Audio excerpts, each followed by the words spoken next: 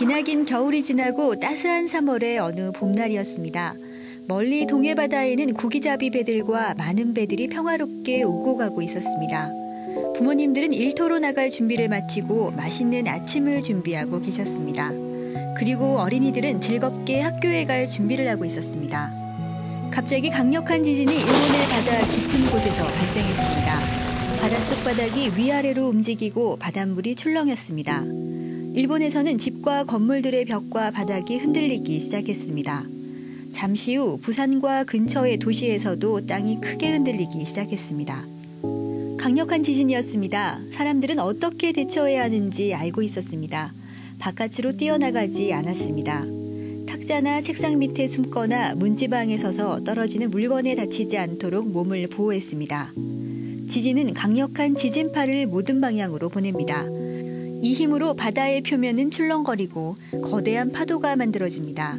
이렇게 만들어진 강력한 파도를 지진 해일이라고 부릅니다. 이 파도는 바다를 빠르게 가로질러 많은 위험을 주고 사람을 해칠 수도 있습니다.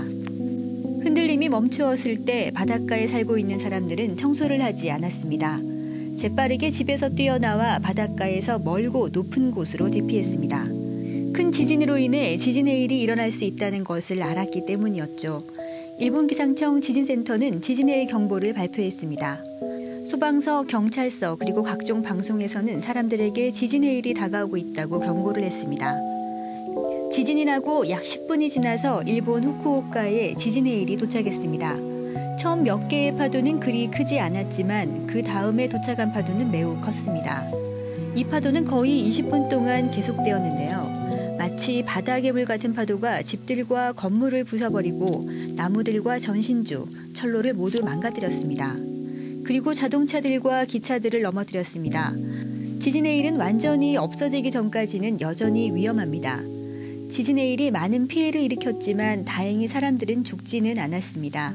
사람들은 바다로부터 멀리 대피를 했습니다. 모두들 빠르게 안전한 지역이나 높은 지역으로 대피를 했죠. 부산에서는 아침 식사 시간이 끝나고 부모님들과 아이들은 막 집을 나서려던 참이었습니다. 그들은 아직까지 일본에서 발생한 지진과 지진 해일에 대해서 모르고 있었습니다. 하지만 우리나라의 기상청 국가지진센터에서는 지진에 대해서 이미 알고 있었죠. 커다란 지진이 발생하면 지진센터에 경보가 울립니다. 지진파는 주변의 모든 나라에 전달되고 기록되죠.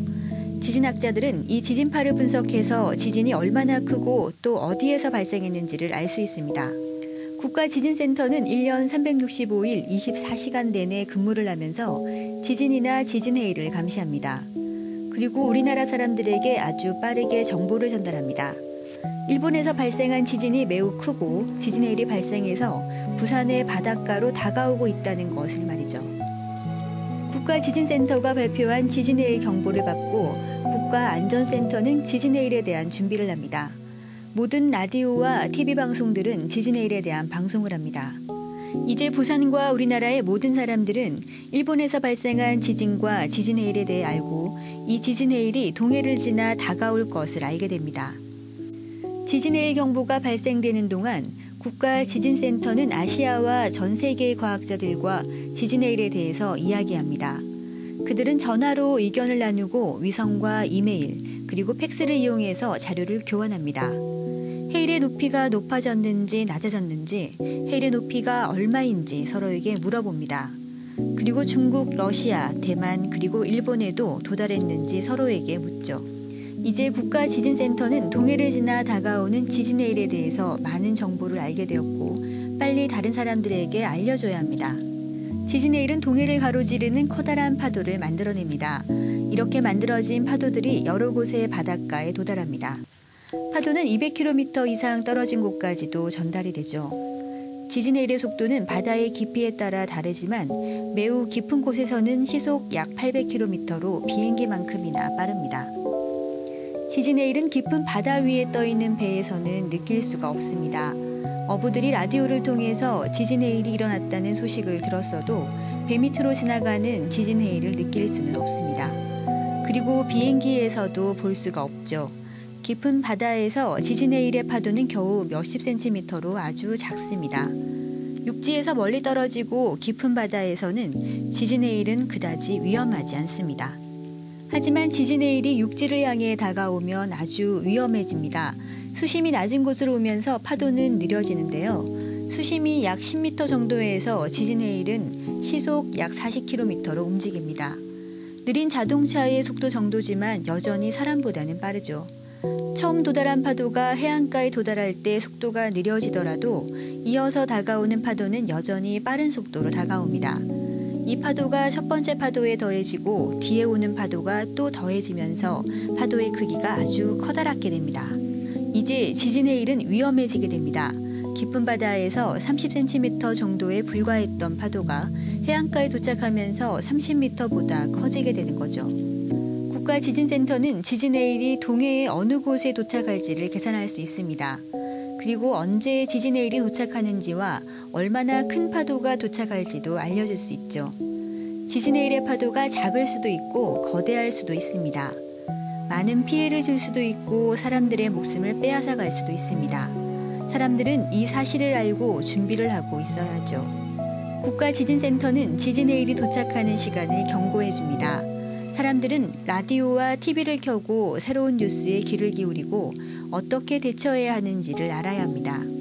지진해일의 영향이 미치는 해안가나 낮은 지대에는 홍수가 일어날 수도 있습니다. 지진해일은 많은 홍수와 그로 인한 피해를 일으킵니다. 해변가에 휴가를 나온 사람들은 해변에서 대피를 해야 하고 피해가 예상되는 지역의 사람들은 빨리 그곳에서 피해야 합니다. 수도를 잠그고 전기 스위치를 내리고 도시가스의 밸브를 잠가야 합니다. 공공장소에서는 안내자의 안내에 따라 대피를 해야 합니다. 그리고 상가나 사무실에 있는 사람들도 안전한 곳으로 대피를 해야 합니다. 대피 지역에 있는 학교의 선생님들은 학생들을 안전한 곳으로 대피시켜야 합니다.